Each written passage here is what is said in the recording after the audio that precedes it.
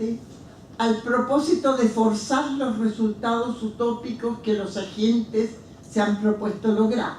Pero, de acuerdo con Zambrano, el sujeto idealista carece del respeto a la realidad que se necesitaría para una acción eficiente, esto es, capaz de los logros planeados. El desdén idealista de las cosas como son domina la conciencia preponderantemente dominadora y ciega del sujeto utópico. Cito, porque la historia humana es la desesperación humana. La historia es historia de las cuitas, del presente desastre, del perenne desastre, desesperación del hombre por ser pasajero y frustrado por la humillación frente a Dios. Y todo esto en España, frenesí de Europa, Europa en estado de fusión, ha quedado en su no resignación tan pura, tan perfectamente pura, que le hace la vida imposible, que la convierte en pueblo suicida.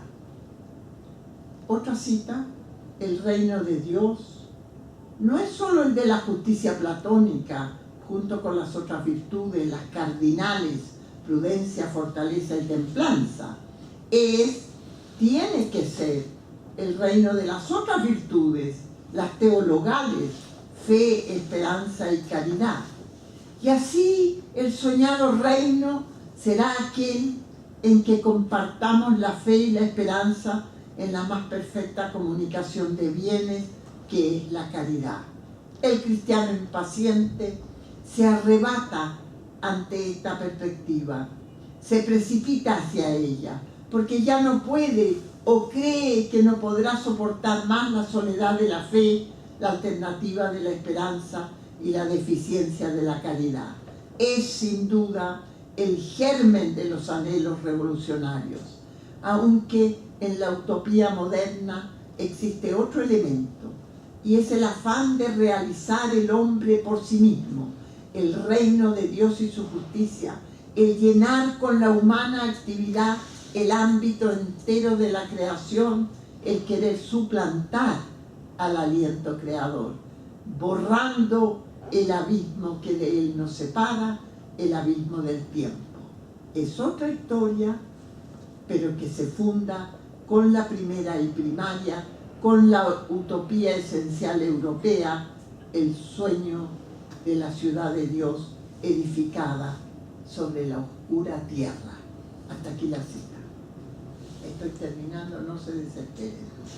En consecuencia, concluye Zambrano, toda la historia es un fracaso porque la esperanza que la ha movido es imposible de realizar. Hasta aquí la cita. En la obra posterior de María Zambrano se puede ver que ella se repone de las terribles conclusiones que saca de la historia mediante dos pasos que la acercan mucho al pensamiento de Martin Heidegger, su contemporáneo. El primero consiste en suponer que antes de los tiempos que traen consigo la violencia y el extravío, existió una unidad del hombre consigo, con los demás y con el mundo. La pérdida de tal unidad originaria es el comienzo de la historia que trágicamente consiste en tratar de recuperar la unidad perdida. Dice, cito, la dualidad determinará desde que la hay la historia, pues que la existencia histórica comienza con una unidad que se pierde.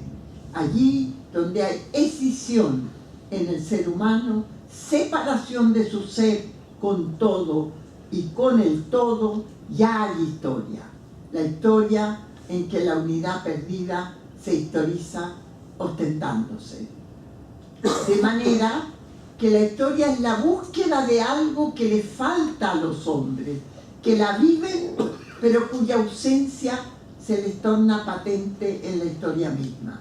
Debido a ello, su errático y aparentemente absurdo curso tiene sentido, posee una dirección y encomienda una tarea, la recuperación de la unidad originaria, cuyo cumplimiento está pendiente de realización en el presente.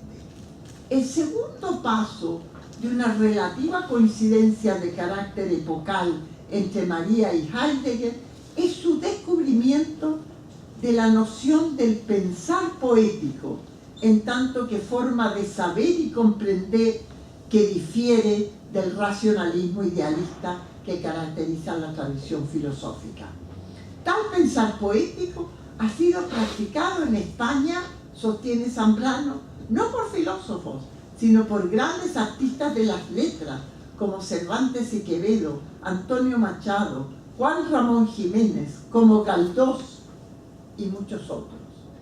El pensamiento poético, en cuanto libre del racionalismo idealista de la filosofía tradicional y responsable de la historia como tragedia y fracaso, no tendría una participación en el desastre. Recordemos que también Heidegger, después de su fatídica aventura nazi, se aboca a Hölderlin, Rilke, Trakl y otros poetas pensantes que le ayudarían, cree, a inaugurar el pensar postmetafísico que pondrá fin a la época del olvido del ser.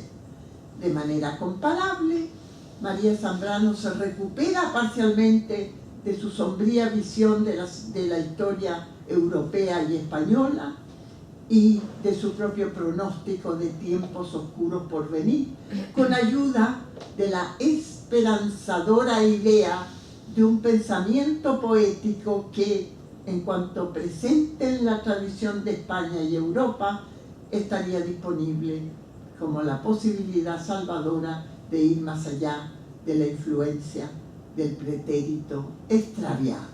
Muchas gracias.